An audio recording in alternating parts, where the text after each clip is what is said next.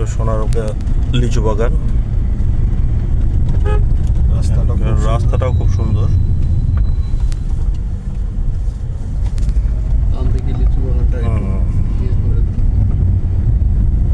পুরো বাগানটা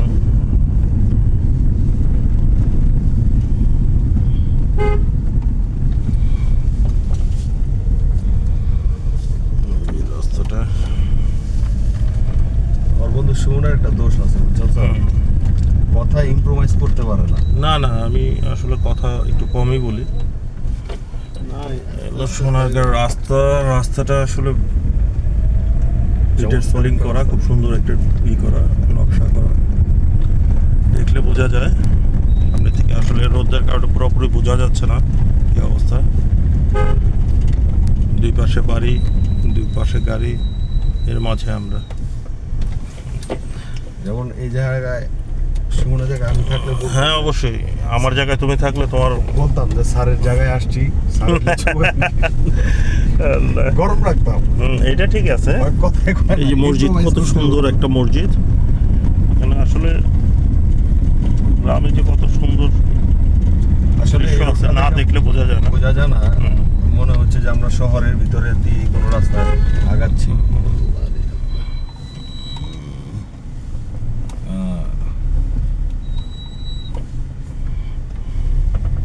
গ্রামের শেষ ছোটবেলা শুনছিলাম ম্যাথপথ, এখন আর গ্রামে সেই ম্যাথপথ খুঁজে পাওয়া যায় না, সবই আধুনিকতার ছোঁয়া। কেউ দেখলে বুঝবেনই না যে এটা গ্রামে আসছি না শহরের কোনো গলিতে আছে।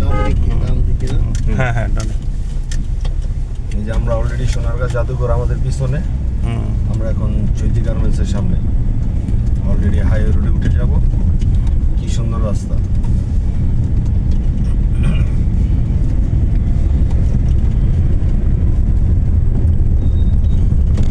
আপনারা মাঝে মাঝে আসবেন ফ্যামিলি এন্টারটেনমেন্টের জন্য,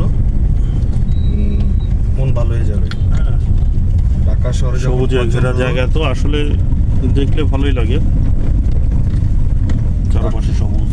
ঢাকা শহরে যখন প্রচন্ড রোদের তাপমাত্রা, এদিকে দেখেন কি সুন্দর শুনশান, আদো রৌদ্র আদো ছায়া, চমৎকার লোকেশন, বাম সাইডে পুকুর। এই